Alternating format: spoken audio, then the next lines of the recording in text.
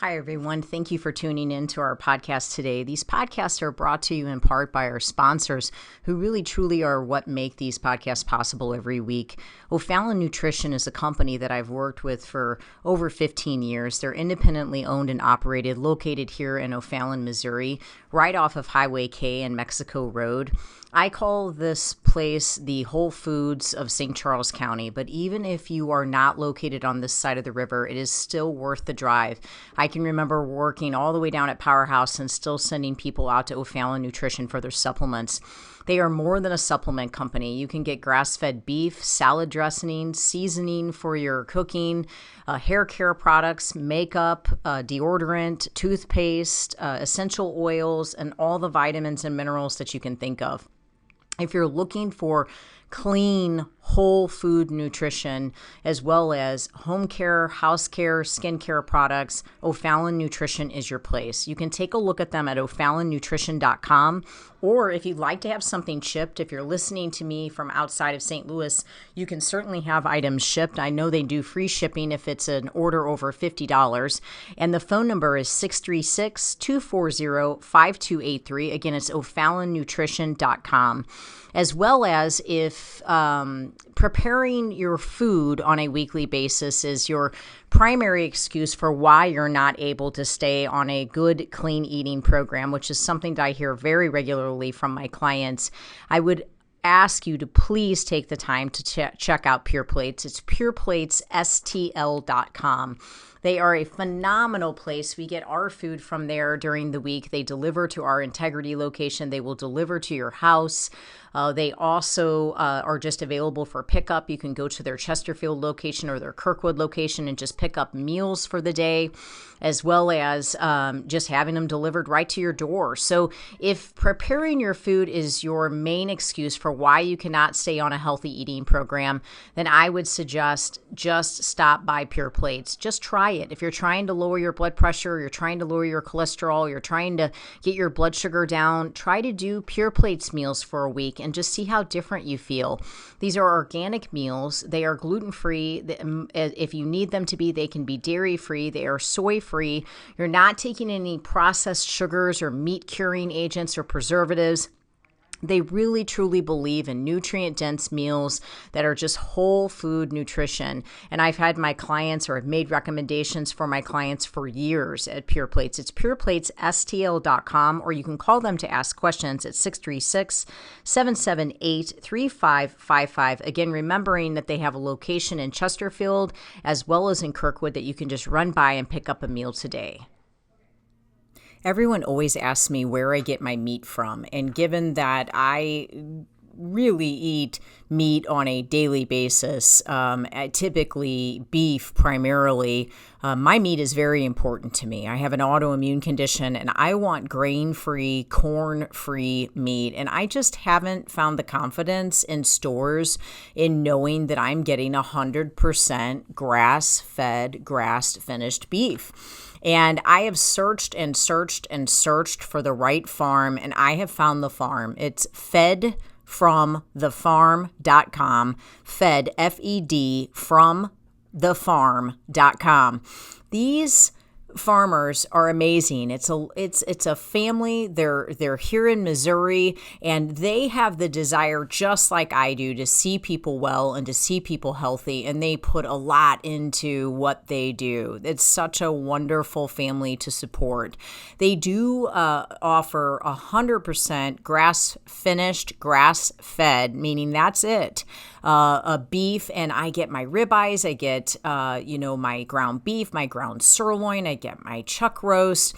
I mean, they basically have everything. They even have awesome jerky, but they also have eggs, they have chickens, and they have turkey. I'm planning on getting a turkey for Thanksgiving, and if you'd like lamb, they have that as well. But if you are in need of good quality grass-fed, grass-finished beef, or quality eggs, chicken, turkey, don't just settle for what you're getting at the local store. to go out on the internet and check out Fed from the Farm. That you can arrange a pickup or you can have it delivered to your home. And I can guarantee you're going to taste the difference. For me, my health actually depends on it. So I really thank God to have found such a great farmer. Fedfromthefarm.com. I hope it blesses you.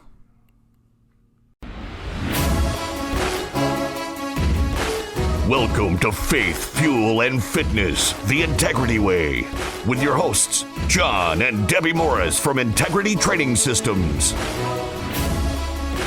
Good afternoon, everybody. This is John and Debbie Morris on Real Talk 93.3 from Integrity Training Systems. We always like to start our show by talking to you about what it means to be a warrior. The definition of a warrior is a brave experienced soldier or fighter. And I always point the oars out because you don't necessarily have to be brave and you don't necessarily have to be a soldier. You just have to be willing to take life on to be considered a warrior. And by being a warrior, it means that you can survive life. So we talk every week about just things that people are warrioring through. And Deb, I haven't even had a chance to tell you this yet, but I actually had a friend of mine. He is also a business owner. You know, Debbie and I own two businesses and stay pretty busy with them. But this friend of mine, he's a business owner, and he called me recently, and he was just like really upset. He just needed someone to talk to. And it's so interesting because the weight that is on entrepreneurs, especially when they have employees that rely on them, is so great.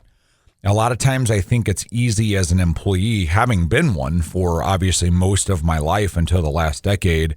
I don't think you really understand what the people above you are thinking about with you. Now, you know, maybe you work for a corporate, like a big corporate office, and you don't see the high ups or the owners. But if you're working for a small business or even a medium-sized business, like every night that person that owns that business lays their head down on their pillow, they have to think about what their actions are going to do and how they're going to affect you and your families. And I'm telling you, they're doing it. It may not seem like they are. It may seem like everything's all for them, but it's not all sunshine and rainbows. And I just want to give an example of this. We had a phenomenal retreat that we just went on with the Rooted Sisters, which Debbie's a part of, and I'm kind of like an honorary member, you know, because I help so much. But it's beautiful. We went to Branson, Missouri. We stayed at Big Cedar Lodge. Deb posted some pictures of it, some videos of it and stuff. And when I came back, everybody was like, oh man, like, how was your vacation? And you know what? It was a vacation away from normal life. We got to stay in a beautiful cabin. It was raining the whole weekend. The rain on top of the roof, looking out as we would fall asleep, was fantastic. It was a nice change of pace. My wife and I actually got to go to bed at the same time together. Like, there were aspects of it that were great, but people only see, oh, the business owners went on a vacation, you know, and their employees were still working. We didn't actually go on a vacation. And so we went and taught at a retreat. Right. So that's what I'm getting to. Got up at 4 a.m. We got up at 4 a.m. every day because we taught a workout class at 6, at which time I had to drive Debbie at the end of the class straight up to the conference hall where she taught a stretching class at 7. And then I would go back and get things ready because she would then earlier in the morning teach something to do with making coffee lattes or a coffee cake. Mm-hmm. And then I would get those dishes and take them back and wash them in the cabin because they had to be ready for the next time.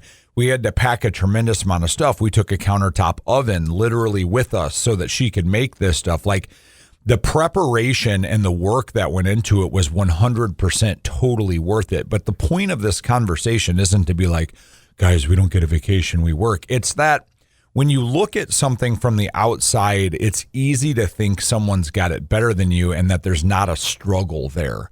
But we're all struggling with what we're doing in life and ensuring that we're making the right choices. And if you're not a business owner and you're just an employee, and I don't mean just an employee like, oh, an employee isn't as important as a business owner. What I actually mean is you're more important because you may think, oh, must be nice to be the business owners and they have that and they worry less. I'm so busy, I'm so hard. But they're worrying about you and they're trying to give their all to make sure you're okay. We have missed paychecks over the years to ensure that our trainers are paid. Like, we're not taking a ownership check. We pay ourselves based on getting work done. And I've worked a 60-hour week of trainings and not taken a paycheck for it before. Debbie spent 5 years not taking a paycheck for any nutrition she serviced. It was $1 million worth of nutrition. So it's like, these things are being done. And what's the point of this conversation? We all have stress. And the Bible says that iron sharpens iron, and to surround yourself with like-minded individuals. So my friend that called me, the conversation I had with him, he already knew it all. He even said that. He's like, I know all of this. I tell people this all the time. It doesn't matter what you know or what you think you know. It's okay to have a conversation with someone or seek someone out who may be a master of the craft that you're needing assistance with, and just have a conversation, because you may be a sword, but you're sharpened by another sword. The iron sharpens the iron. Just because you're iron doesn't mean you have to do it alone. In fact, it means that you shouldn't, because you will go dull. So whatever you're walking through in life right now, whether it's work, whether it's your relationship, whether it's friendships, whatever it may be, I just challenge you to take a look at it and say, am I looping in the same spot? Am I in a rut that's not getting better? And is there an aspect of this that I could change to ensure that my life moves forward in the direction that I want it to go in? Because to stay stuck in that loop and expect your life to be better when you want it better is actually insanity. So you're going to have to change something. You might think that everyone else is the problem, but if there's something you can change to get more towards what it is you're wanting out of life, you have to do that. And I just think so many people, they do that with social media now. It's like, gosh, it's so easy to see greener grass. But I always tell people, when you look at grass on the other side, that's obviously the hypothetical thing that's always talked about, is the grass is greener on the other side. When you look at the grass being greener on the other side, what you really need to consider is who's tending to the grass, okay? So first off, it might not actually even be greener, but if it is, who's tending it? And are you giving your life as much attention as they are? Are you working as hard as they are? Are you really, truly, sincerely giving it your all? And who and what are you doing it for? The Lord will bless you if you put yourself in a position where you do what you do for Him, and that the result is for Him, and then a byproduct is your success. Like you will find that He will assist you with that provision. But if you don't know your why and you're just kind of meandering through life hoping it gets better, I just think it's going to be hard to overcome what you're dealing with on a daily basis. Part of the retreat, it's a mastermind retreat, so it's Christian businesswomen. These are business owners, CEOs, CFOs from large corporations. Well, I get to be part of these mastermind groups, and I've managed the finances for our businesses for many years alone. I actually spent several years just trying not to talk to John about it, just because I just didn't want him to have to take that burden on. And it isn't until probably the past, since COVID. It wasn't until COVID that I basically involved John and he then started to have to take on the pressure. And so I just didn't talk to many people about that particular pressure and managed it alone, and somehow managed to not have a heart attack since then. But the little bit of pressure that released just by involving John and having John part of it, changed my health. Like, just that small amount of pressure that got released changed my health. And that doesn't even mean I was able to help. No, it's like just knowing that someone else is part of it and someone knows. And then in this mastermind group, I had this woman get up and speak, and she said, one of the things that I had to stop myself from doing was wake up in the morning and first thing in the morning, look at my bank account before I looked at my Bible. That's good. She said, because I have a huge staff and I was so afraid I wasn't going to make payroll, that I was so concerned about always being able to make payroll and make sure they were taken care of, that I put their needs before my needs. And if I would have just looked at my Bible first and trusted that God was my supplier, God was my provider, I wouldn't have needed to look at my bank account first thing in the morning. And I totally agree with that. And I definitely got to a point in my life where I had to do that, not look at my bank account first. But her saying that, just being in that meeting, iron sharpened iron that day, because I realized, Debbie, it's not just you. Right. You're not the one that sits and you're not the only one that sits and worries about, can I provide for my employees? Can I make sure that it's always enough? You know, I sat there and looked at this woman who I just feel like everything is totally together for her and like couldn't be more together. And she said what I've had to think before. So iron does sharpen iron. We are warriors, but we also have who's standing behind us. Like what's a shield? We're shield walling together, right? Again, we're defending. The defense is as a team. So don't always try to go at it alone. For more information about what we do at Integrity Training Systems, take a look at integritytrainingsystems.com, or for gluten-free, dairy-free baked goods delivered to your door from my personal bakery, take a look at sophiesbakery.com, and for 100% grass-fed beef delivered to your door, fedfromthefarm.com.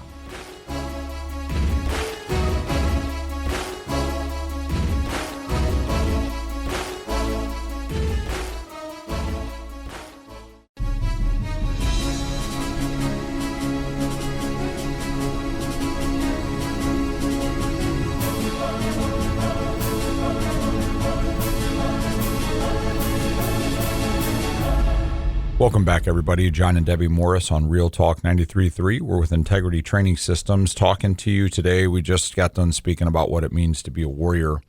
And I kind of want to transition right into something that you said recently, Deb, that I think is something that is a pretty big deal in our society nowadays. And I don't know where you got this quote. Maybe you can tell us, or maybe you came up with it. But you said, genes hold the gun, but lifestyle pulls the trigger. What do you mean by that? Well, that is such a good quote, and I want to find her. It's Barbara O'Neill that said that. She's a strong believer and a really incredible health advocate, and I've learned a lot from her. But I just have people that meet with me, and they just say, well, I have genetically high cholesterol. I genetically have high blood pressure. Whatever, right? And that it's genetics. And I'm not trying to pretend I'm a doctor. I don't play one on TV. Like, I'm not a doctor in any way, shape, or form. I can just tell you 23 years of working with people, one-on-one.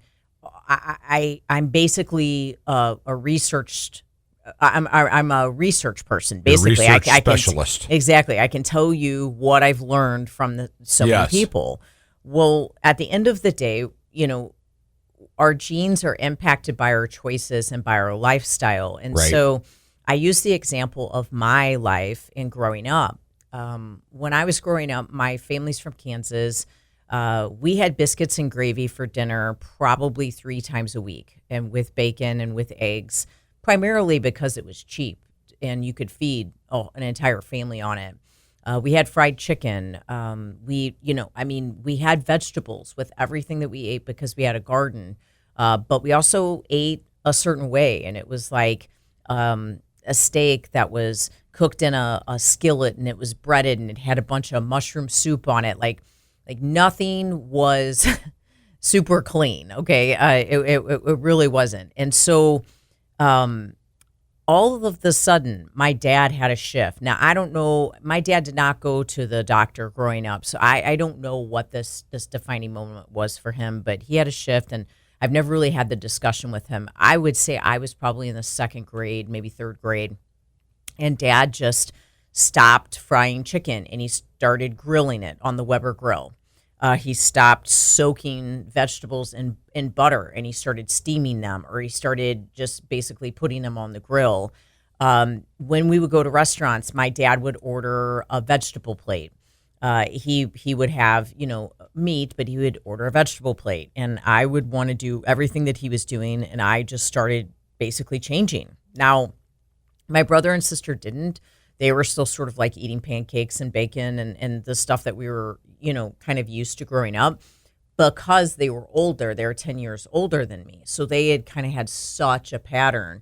And my mom didn't really change a lot. She would eat the meal that my dad made, which was dinner, because my mom worked late. So my dad got off early, so he would make dinner.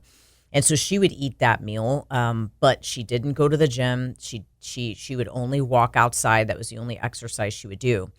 And so I started to go to the gym with my dad. I would swim with my dad. I would bike with my dad. I would run with my dad. I wanted to play every sport. My dad played hockey. He played softball. He ran long distances. He biked long distances. He would swim laps. I barely even knew how to swim, and I would literally swim laps with him. So all of the sudden, my genetic code changed at a young enough of an age that it made it possible for me to not become overweight and for me to not end up, with high blood pressure and with high cholesterol. But don't you think if I had stayed on the biscuit and gravy diet and I stayed on the fried chicken diet that we could say that genetically, because if we look at my grandfather, he had a heart attack. His first heart attack was in his 50s. Okay, second heart attack was in his 60s. But let's look at what he ate. He ate biscuits and gravy. He ate fried chicken. He didn't exercise. Right. And then his parents taught him how to eat that way.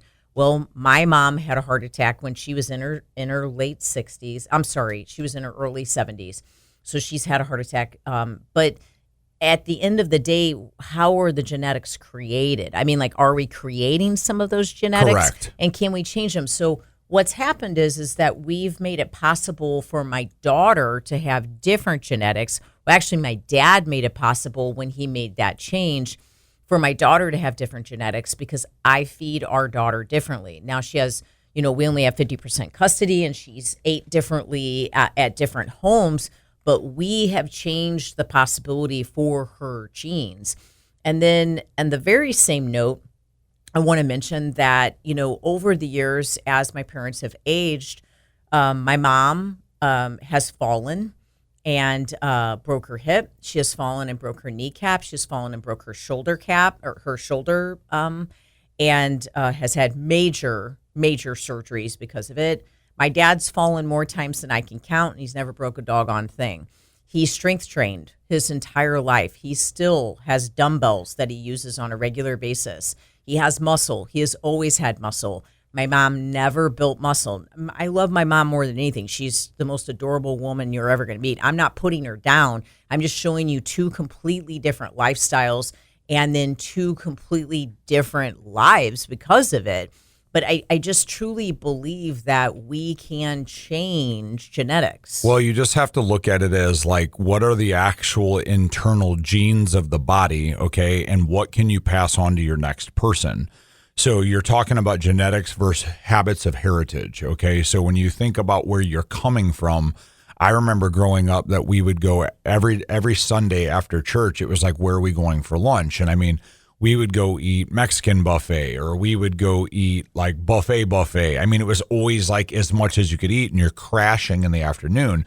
And there was always potlucks on the weekend and you're overeating there. And then what are you having through the week? And to a certain extent, some of it comes to financials, like you were saying. There's a lot of things like that, but that's actually what's creating the genealogy. So when you look back where your family came from, what has happened is what has bred into the people. It's a lot of why you can see a different context of genes when you change countries. Yes. When you go to another country, why is their baseline genes? Now, there's always differences, but why are their baseline genes so different than America, so different than China, so different than Europe?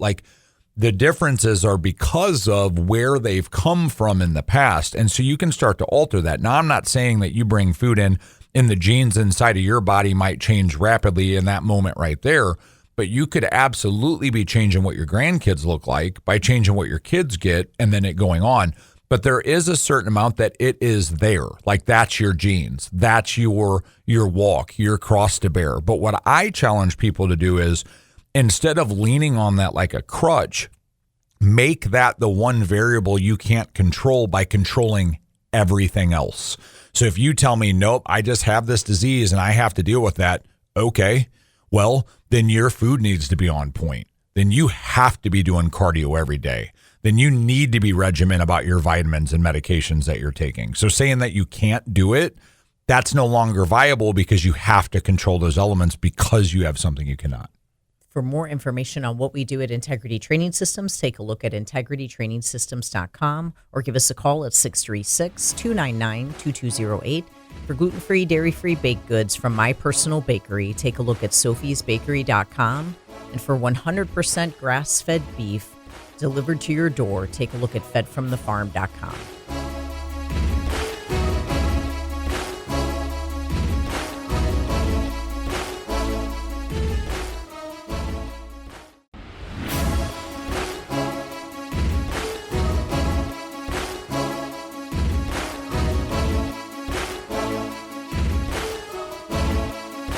Welcome back, everybody. John and Debbie Morris with Integrity Training Systems on Real Talk 93.3. We just kind of got done talking about genes and what you can control versus what you can't. And I think a common question that you've been getting a lot, Debbie, because you actually made a pretty big post about it on social media, and I get it a lot, is about fasting. Like, fasting has become such a buzzword, I would say, lately. And I think there's confusion between fasting as far as like intermittent fasting as far as like even from a religious perspective, going 24 hours without eating or something like that. And then there's fasting that people think is fasting where they literally just aren't eating, so it's like, well, I didn't eat, so I'm fasting. And it's like, there's different variables, but something that you've been getting asked a lot is fasting okay for women? And I know that is a very generic question because every individual woman is different. But if you were to give kind of a general basis of that, what would your opinion be? I definitely think fasting is okay for women, but I think there's some cautions. I think women have, delicacies that maybe men do. Like, you have to be more delicate with a female than maybe you would have to be with a male. Now, I do get some men that have weakened immune systems or are running a little bit too high on adrenaline and maybe, are not metabolically efficient. So yes, I would have to consider them the same way. But I just don't suggest that a female fast 7 days a week. I typically suggest that a female fast 4 days a week and 3 days off, or 3 days a week and 4 days off. It just kind of depends on their health. And you're referencing intermittent fasting, yes, right? that would be with intermittent getting into fasting. A state of autophagy. Yes, I do feel that, it would be okay for a female to do a 24-hour fast. I don't think that that's a problem, especially if it's only once a month or if it's once a quarter or something like that. I don't see that as an issue. The concern I typically have with fasting, and it's just again, my personal opinion from experience and working with people, is I don't think that you should ever look at fasting as a means to weight loss. Right. That's a pretty restricted mentality to think I'm just not going to eat and that's going to help me to lose weight. Now, if you're looking at fasting as a means for detoxification, which ultimately will cause weight loss in time, then sure, that sounds great. But we don't want to restrict ourselves and literally put ourselves in a position to where we just 100% do not eat. And that's our way of losing weight, because when it finally does come time that we do need to eat and that we do need to start, building a formula for a regular, pattern of eating, we're going to be in trouble because you're going to go right back to bad food and you're ultimately going to have issues. Now, in my opinion, when it comes to fasting, I don't do fasting with folks in the beginning because most people come in insulin resistant. They come in sugar sensitive.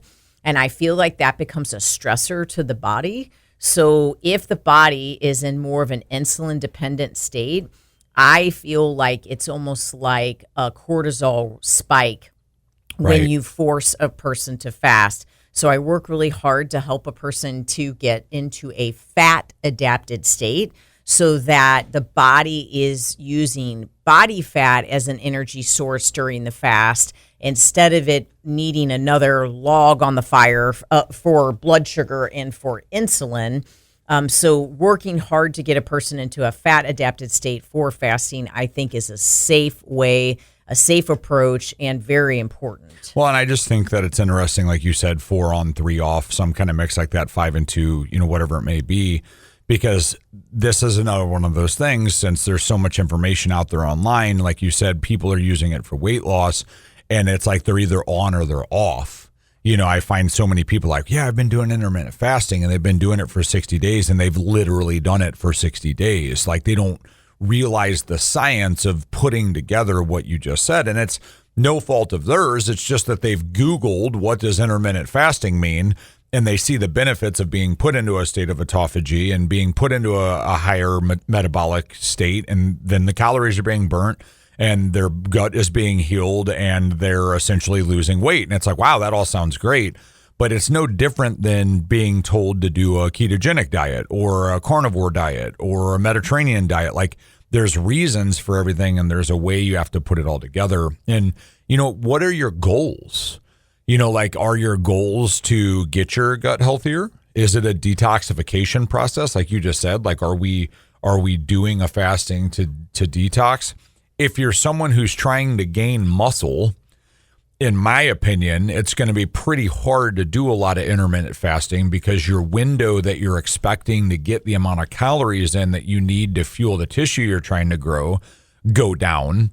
You know, so it's like, you might be mixing intermittent fasting because you kind of think that that's helping you to get your metabolic rate in a good spot, but then your calories are too low, so then you're not feeding the muscle that you're trying to feed. So it's like, figuring out what you're trying to accomplish and why is always important. And I tell people the same thing with personal training. It's like, you know, you can get stronger, faster, leaner, more aesthetic with good endurance all at the same time.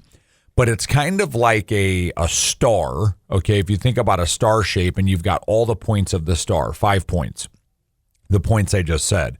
If I were to grab that on like Microsoft Paint at one of the corners of the star and drag it up, the other 4 corners come towards the one I'm dragging on.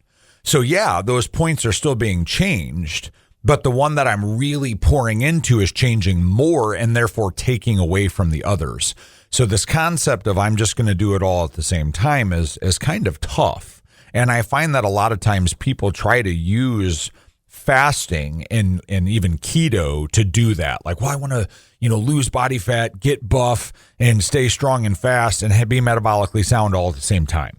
Well, fasting, the purpose of fasting primarily is autophagy. Right. And autophagy is flipping a switch internally when you're truly not having any calories. You know, you can't put collagen in your coffee and still consider it a fast. You're breaking the fast. If you're putting creamer in there, you're breaking the fast. And so autophagy is self-eating. So it means that the body is actually trying to work at removing old, ugly, dead cells, proteins, and those cells can be holding on to major disease. And a lot of times that's in your fat or in the fluid. So that's where the fat burning comes from, is it's not about losing weight per se, calorie in, calorie out. It's about literally getting rid of the toxic fat that's sitting on your body. Which is highly effective. I mean, it's great for us by all means. And what it does is it also disconnects us from our flesh. Our fleshly desire to fulfill our needs and wants. You know, so many people are so connected to, I want this cheeseburger. I want these French fries. I want this cheeseburger. I want these French fries. I can't stop thinking about it until I get it. I want dark chocolate. I can't stop thinking about it until I get it. I want cookies, whatever it is, candy, whatever it is.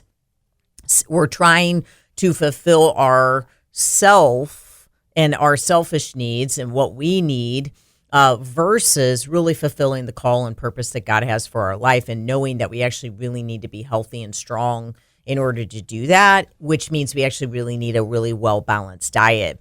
So when we fast, we sort of break the flesh. We break that bond with the flesh. Yeah, that loop or that cycle. Yes, and it tells our brain, hey, guess what? It's a signal to the brain like, hey, you actually made it. You made it through 24 hours. You were okay. You've made it through the past 12 hours. You were okay without the dark chocolate, without the cheeseburger and the French fries. You were okay without the chips. So you're going to be okay today. And if you stay on a good, healthy, well-balanced diet, you're going to feel healthy. You're going to feel well-balanced. So I like to use fasting as a reset. I love for people to do it once a quarter, a 24-hour dinner to dinner fast. I do think intermittent fasting for everyone 2 days a week is a really great idea. And that might be waiting until 9 o'clock, 11 o'clock, or maybe 1 o'clock to eat your first meal. Again, a little bit of sea salt to balance your minerals is important. Some black coffee or some plain tea, plenty of water, but also getting those minerals then is very important. And you can kind of play it sort of like dinner to dinner, where you eat dinner on Sunday night and then you don't eat again until dinner on Monday night. That's an option as well. Instead of just saying, well, I'm waking up and I'm going until tomorrow morning for breakfast. Sometimes people have a hard time going to bed at the end of that fast. So I would suggest a dinner to dinner fast if you're going to try a longer duration fast. I do have some clients that do that once a week. They have a day where they fast that long once a week. They don't do intermittent fasting during the week, but they do that long-term fast. I think the main point that I was kind of looking to get across is that fasting is extremely beneficial, but don't do it for weight loss and don't do it as like a trend in health. You have to know those benefits, the explanation of what autophagy is. A lot of people, I know that before you started talking about that, I didn't know what that word was. So just understanding why you're trying to get into that state and what happens there is so important, because a lot of people, I think, are chasing wellness. They want to feel good, like they know they don't feel well and they want to feel better. And a lot of people associate that directly to pounds, like, well, I need to lose 30 pounds or I'm not going to feel good. I need to lose 50 pounds or I'm not going to feel good. And it's like, it's a good metric. Using that metric, that scale, it is a good scale, but it's not the only scale. And if you get hung up on that number and that's why you're doing these things, it's easy to go back to not doing them right. And I had a client just the other day that, it had been a couple months since we'd met because she really was doing great and she didn't really need to meet with me. And she had her blood work done. She'd just been, her weight had been stable. She hadn't gained any weight. And so she got her blood work done and her blood work didn't look good. It didn't look good at all because for the past 2 months, she'd been letting a lot in. But because her measurement was the scale, right, she felt like everything was okay. And she was so disappointed. And I was like, you can't just use the scale as your form of measurement. There's a reason why we eliminated pro-inflammatory foods. It was because we were trying to reduce inflammation, and there's things going on inside your body that you just simply can't see. So you want to look at fasting as a means for longevity and really just improving your health.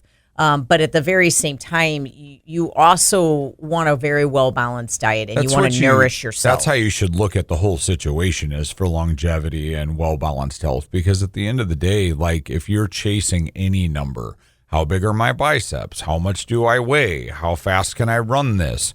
When you get to the end of that, it's easy to give up on it. This client you're talking about gets to a weight goal, says, well, my weight's not changing and their health's off. It's like, just because you're metabolically regulated to use your calories appropriately and not put any weight on does not mean you're healthy at all. It's one component of health. So, yes, that's like me. I was 100 pounds overweight and had a heart attack. My metabolism was obviously not doing well. Now, I ate garbage, but I wasn't burning anything off me. The toxicity that was in my remaining body fat was horrendous.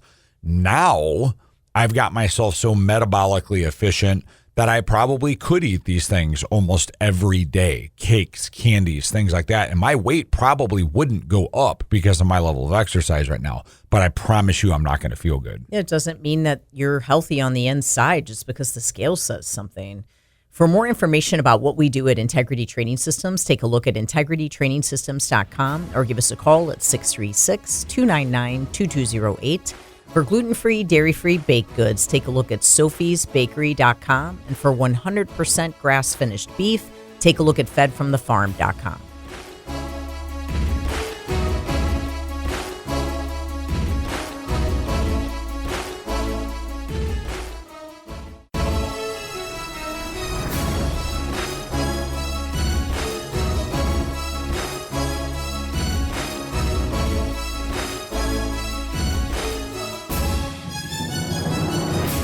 Welcome back, everybody. This is John and Debbie Morris with Integrity Training Systems. There we go on Real Talk 93.3. We just got done talking to you about fasting, a little bit about food, and I kind of want to shift to the other area of fitness that we deal with, and that's working out.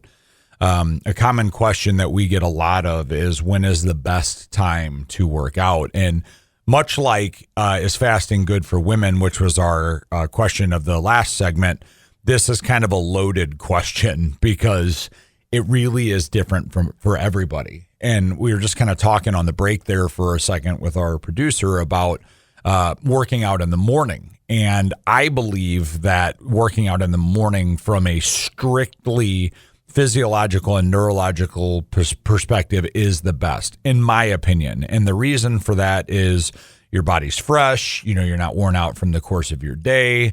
The neurological benefits of knowing that you've accomplished something on top of what the body does when it is exercised for the brain gives you the energy to produce through the rest of your day. But what I said was, I will never work out in the morning. Like, this may surprise you since I'm such a kind and sweet person that's never ignorant or rude at all. Debbie, don't make that face, okay? Because it's true. I am a wonderful morning person. A lot of times when I roll over at 4 o'clock, there's rainbows that actually come out of me, and I sit up and I smile and I'm like, Deb, I really hope that you have as good of a day as I've had to wake up this morning. Okay, so obviously, if you can't hear the laughing, none of this is true. I am similar to, if you've ever seen those GIFs or videos of the brown bears that are coming out from hibernation and their fur's like every direction and they look like they're willing to kill everything that is around them. That's how I wake up. So as much as I would like to hit a 5 a.m. workout, or it would really have to be 4 for me because I train people at 5 a.m., so I'd be getting up in the 3 o'clock hour, it isn't for me. And while I am a very disciplined man and I can force myself to do anything and could get myself there to do that, it wouldn't be positive. I wouldn't get the most out of it. My mind wouldn't be in it. So why am I telling you all of this? The best time to work out, until you're a professional bodybuilder and you're literally pulling hairs to do this for a living, is when you will do it. Like, when will you show up? Does it need to be on your lunch hour? Does it need to be after work? Does it need to be before you go to work? Does it need to be only on the weekends? Like, you have to figure out when you're going to do it, because if you don't end up doing what you're saying you're going to, you actually not only aren't getting it done, but you get the reverse of those neurological effects I was talking about. You'll start to be like, I don't even do it. Like, I don't know what my problem is. You'll beat yourself up. Like, there's a lot of negativity that comes out of wanting and knowing you need to do something and not doing it. So Deb, like, what do you usually tell people when they ask you when the best time to work out is? And then, like, maybe even the order when they talk to you about when should I do my strength training versus my cardio? I mean, for starters, it doesn't always have to be at the same exact time every single day. Right. I don't work out at the same time. Oh, gosh. Every single day. I don't work out either. I mean, my Thursday workout is when I get a cancel. I schedule people from 6 a.m. that day until 8. And inevitably, someone's on vacation, out of town, something like that. That's my workout. It might be 4 p.m. It might be 9 a.m. It might be 7 o'clock at night. I mean, it might be nice if you had a consistent time and if you have that lifestyle if you do, and you're that's able to do so it. good. I think that would be great Lock for that you. in. But don't feel like, oh, gosh, I can't do it every morning, so I'm not going to be able to commit to this. Or I'm only going to do Monday and Tuesday because my Wednesday through Sunday, I can't do the same time. It's like, well, then just do a different time. Yeah, absolutely. Just do a different time. I do feel like, accessing stored body fat first thing in the morning on an empty stomach for cardio can be very effective. So I think if you are wanting to drop body fat, waking up in the morning, first thing in the morning, and going for your cardio can be very effective. I love that because, again, it's like, what is your goal? Right. So if your cardio is being done to lose weight, exactly like Deb's saying, if your cardio is being done because you need to keep your heart and lungs regulated because you're a long distance runner and you don't really need to burn fat, like maybe the fasted cardio isn't as important. Exactly. And from a weight training perspective, I mean, I do always recommend fueling that. I do have plenty of clients that come into the gym very, very early in the morning and they don't fuel their workouts. They just don't feel good if they eat. Right. And they go home and eat right after the workout. Yep. Like, it's an immediate thing. And I think that's okay if that works for you. But I do always suggest doing your strength training first and your cardiovascular exercise second, because whatever you have fueled the body with, we want to use that as the energy source for your strength training. The muscle is going to benefit from being able to have the protein, having the carbs, having the good quality fat. So you will utilize that and be stronger during that lifting workout. Then when the lifting workout is finished, you still might be able to access stored body fat and use that as the energy source, because the hope is that that weight training, strength training workout was so strong, if you had the so right effective intensity, that you're really utilizing the calories that you had brought in, versus starting with cardio and then whatever you have left over is saved for your strength training. I don't really see that as being effective. So I like that particular order. Again, I do think that it's effective in the morning, but I think what's most effective is that you can build a pattern, you can remain consistent. Yeah. I definitely started to schedule my workouts. They are in my book. They are marked out. You could color code segments of your day. I mean, you can have a pink highlighter, a yellow highlighter, a green highlighter. You know, green could be for family time. You know, pink could be for work meetings. Yellow could be for exercise, however you want to do it. But block out time, even if it is only truly a 10-minute slot, which I block this out multiple times. You know, John will witness this. I'll walk out of my office and I'll walk straight through the back door of the gym. And then I'll walk all the way to the right, all the way up the hill, all the way over to the side, and then all the way back down to the front door, and I'll walk right back to my office. Even if it's just scheduling 10 minutes on the treadmill, 5 minutes on the treadmill, that circulation really will help. So I block those times. I block times for stretching. I attend a salt room 5 days a week, and every time I go in the salt room, I stretch. I use that as my stretching time. So I start to couple things together. You know, my walking time or my stair mill time, I write all of my content while I'm on the stair mill or while I'm walking. So I've coupled two things together. And you just have to start somewhere. You know, I always tell people, like, to get into something, if you're trying to pry something up off the ground, you have to start by sticking a small wedge in, and then you increase the size of the wedge. So if you're like, I don't have an hour a day to exercise, fine. I know you've got 10 minutes. I know you do. We are extremely busy people. And I understand that there are probably people busier than we are. I totally get that. But for the most part, I don't see that a lot. And what's interesting is the people that are busier than us are already exercising. Yep. So there's a lot of that goes into the discipline of what's made them so busy. So if you look at your phone for 10 minutes a day, do the work while you're looking at your phone. I always tell people, you don't even got to quit scrolling Instagram. Just do it on the treadmill. You know, I mean, don't die. Like, don't fall off the treadmill because you're looking at Instagram. I can write content, you know, while doing it. Yeah, Deb writes social media posts while she's walking. I'm at a 3.5, 3.6 pace while I'm walking, and I do the stair mill. She doesn't let it slow her down. I mean, I do it while I'm on the stair mill. So my point is, like, even if it's only 10 minutes, guys, like, that's going to make a difference for two reasons. One, it's going to start to actually get your body moving, get your neurological firings occurring properly. But then 10 minutes can become 15. And then 15 can become 20, and then 20 can become 25. But now you actually want a 30-minute workout because you're like feeling it, right?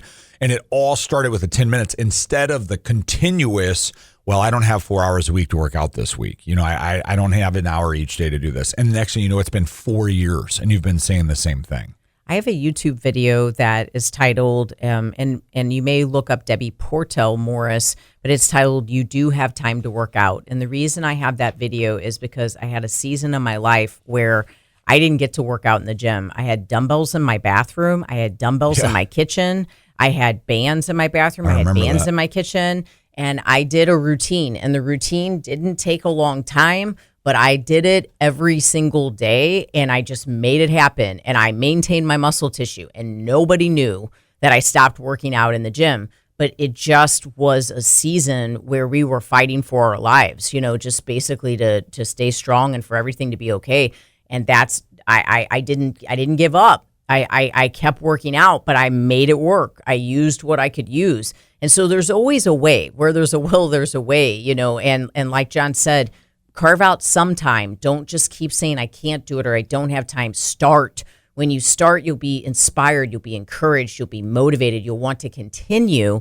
and you'll find ways to work in more time. You'll make it a priority. This is what we help you do. We design, ideas and programs like this for Specific. you. We help to teach you the discipline patterns to be able to stay committed to a healthy lifestyle.